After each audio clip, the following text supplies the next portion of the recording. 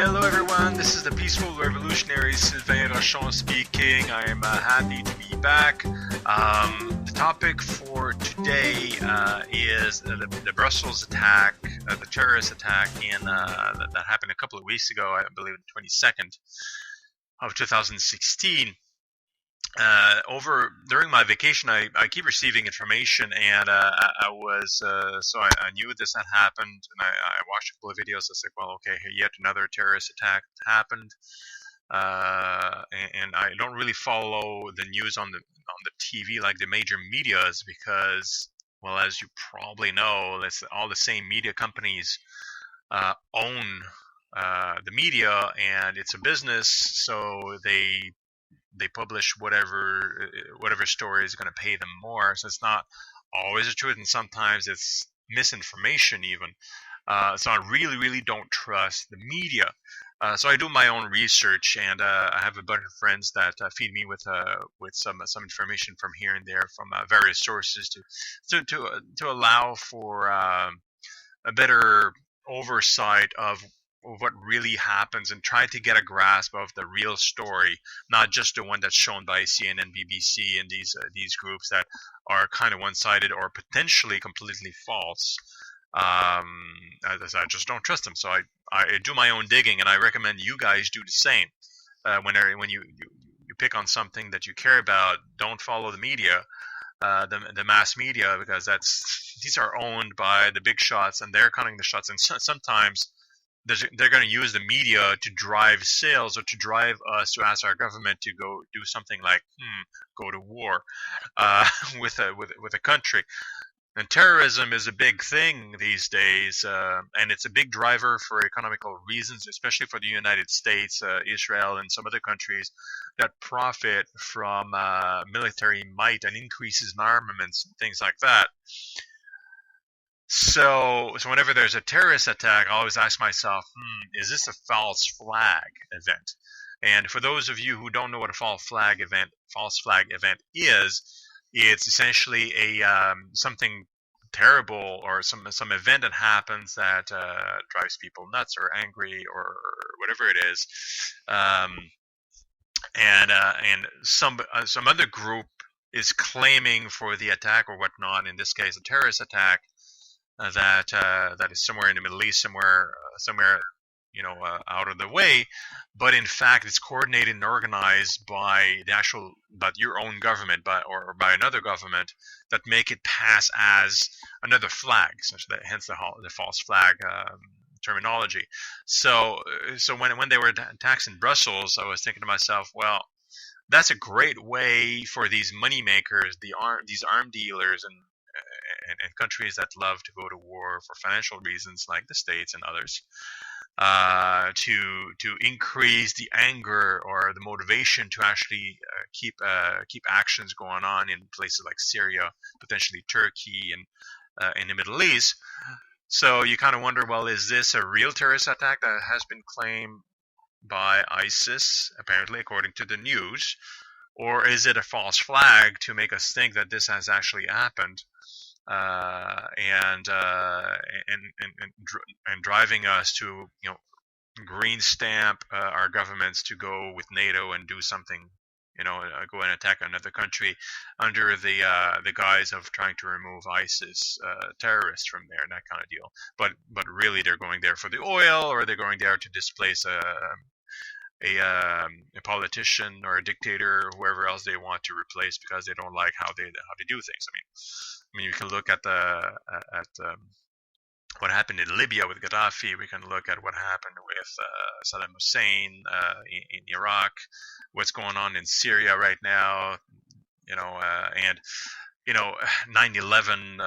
We can look, and I'm not. There's a bunch of not theories, but some people are saying that the Paris attacks may have been a false flag as well, to do exactly what I explained, and there's less circumstantial evidence in that case about that. So I don't know. Like I usually don't know. There's not enough evidence to say 100% this is a false flag or not. We have to make our own opinions about that. But let's just say there's evidence that seems to indicate that maybe the terrorists were hired, not hired, but they were some of them were actors, some of them were hired, and anyway, it's just like a big mess to kind of motivate people to do certain things, or it was planned to actually do things, and this is horrible things, and even there's people that say that some of the victims or all of the victims were actually actors and they were filmed, and I mean, who really knows? Unless you're there yourself and you're reporting, and some of you may have been able to see people actually get hurt with the bombs and all that stuff, and that actually helps. I mean, we don't want people to get hurt, but we want to know if our governments are planning these horrible things as well, or if they're trying to fool us using actors. I mean, we would like to get clear information if we're getting fooled into thinking certain things and why so. Anyhow, I try to do as much research as I can. Others around in the web are trying to do to kind of uncover every rock to see what's going on for real.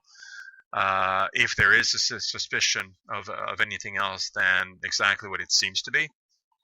So let's keep doing that. Now, going back to Brussels, what came across my desk was a little bit disturbing in so many ways. I got contact from. Well, I got a link essentially to a website, and of course I'm posting all the links that I'm referencing in the down below. That shows fairly clearly that the clip from the CCTV cameras in the Brussels subway station in the attack this year is actually the exact same video that was from the CCTV in Moscow's subway attacks in 2011. And I post again. I'm posting all the links so you can read the same things I read, and that made me laugh a little bit. It's like, okay, like let's imagine the attack is real, because I think that's a good way to start.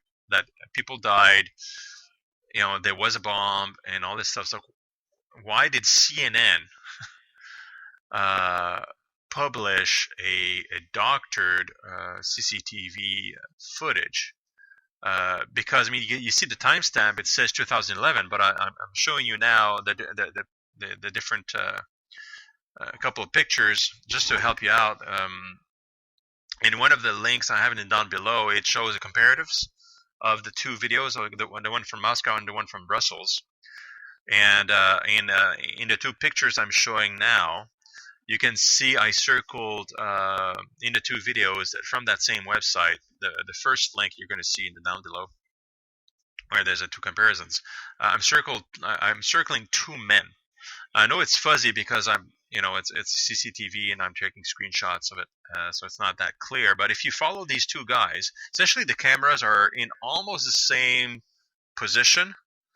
They're just the one is a little bit more sepia, the other one is clearer, and but if you follow these two people in both videos, you'll notice that these are exactly the same guys, but one is time-stamped 2016 and was presented by CNN as a video of CCTV from Brussels. So very, very clear that video is actually from the archive from Moscow in 2011.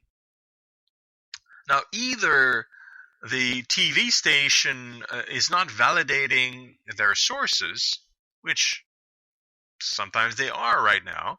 They just pick up information from the web, Facebook, like journalists are getting a little bit lazy and sloppy these days, in my opinion, because they're getting a lot of their news from people like you and I, from Facebook and Twitter. They're picking up the information. They don't really dig very deep to see if it's real. They just go ahead and run with it. So that could be the case, or the worst case. And I'm not even sure which one is worse. Whether the journalists don't do enough checking, or the other case where where it would have been officially fed to CNN to show footage that didn't exist, perhaps, or that maybe they didn't want to show the CCTV from Brussels. They said, well, let's sub it with this one. No one's going to be the wiser, so that because people are asking to see, or they want something spectacular to show, whatever the reason is. Point is, this is the exact same video. Somebody's messing up, or somebody's trying to fool us. Now, our job as revolutionaries, we want to uproot this kind of behavior from journalists, and we want to get to the truth of things. Now, this could be a false flag, like I mentioned. This could have been a whole false flag operation to get the people from Europe further pissed off at ISIS and validate more actions in the Middle East with NATO and all this stuff into more countries, because people are they're afraid now. It was Paris not that long ago, and now Brussels. Which country is it going to happen to next? The people in fear, they go to their governments, police, and militaries, and they ask, okay, please make it stop, make it safe again. So it's a great strategy for politicians and people in power to get people to agree to things they wouldn't agree otherwise. It's been like that for thousands of years, literally. Everybody in power, they could control the media and how people would be able to perceive the world around them, and they would provide them with the information that they needed the population to see to drive their agenda. The difference now is that we have people with smartphones and with devices and with opinions, and they can feed us with real information without ulterior motives. And if we dig into the web, we can see these independent sources that are way more valid than the news sources, because they're not doing it for the money. They're saying, hey, I was there and I filmed it. Here's the video. That's all I got to do. That's it. I'm not affiliated with the journalist or anything like that. And if you have the same story from a lot of people that are doing the same thing, it's very likely that that's probably the good story, the right story. Because even though it's possible for organization like the CIA or Mossad or whoever to plant these individuals and tell them to send videos. We are many, they are few. So quantity wins, I guess. We just what's frustrating for me is that I wish we would remain without a doubt. Because you never know. It's like this seems to be a legit person. He sends information. He could be a plant.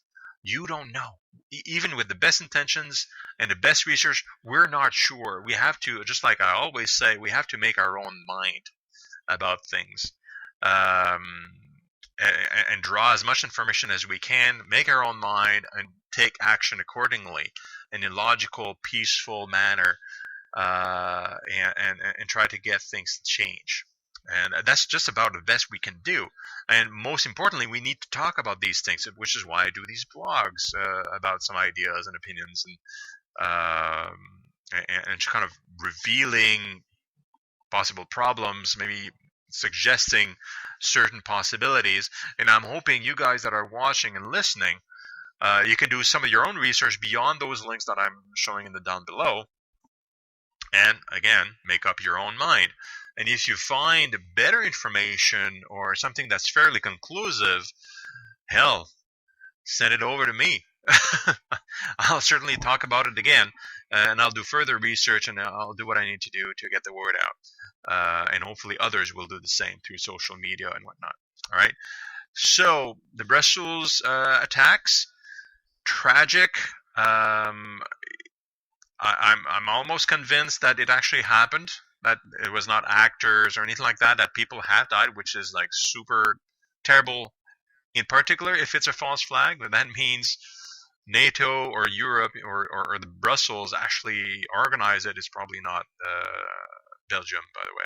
I would certainly I would put that in other people's capable hands to have the gall to do something like that. But yeah, that's worse. I mean, if I could go on with 9/11 and things like that. These are tragic things, especially if it's a false flag. I mean, our own people die to put fear into us in order to give to give a green light to our governments to go kill more people for oil and money. I mean, I just can't believe what I just said. I mean, how can any human being even conceive anything like that? I don't get it. Like, I really, really don't. And we have to get these things to stop. We have to be reasonable. We have to be loving. And basically, we have to stop just blindly following anyone, even when you're afraid that this could happen in your neighborhood, or false flag or not. I mean, a bomb is a bomb, right? We have to stay level-headed and calm, and if we do that, if we don't succumb to fear, then maybe those that do use fear against us will stop doing these potential false flag events, and all we'll actually have is real actions that we can say, okay, well, this group did that because of this reason, and we don't have any more doubt that it may be our own government. You know what I mean? A little bit excited about this. This is big. I wish it would stop, and I wish you guys to be with me and to fight all this, like through information, conscientious thinking, calm action. All right. So I'm gonna sign off for now. I hope you enjoy the series when I make videos, and yeah, let's keep going. The revolution is only the beginning. Ciao for now.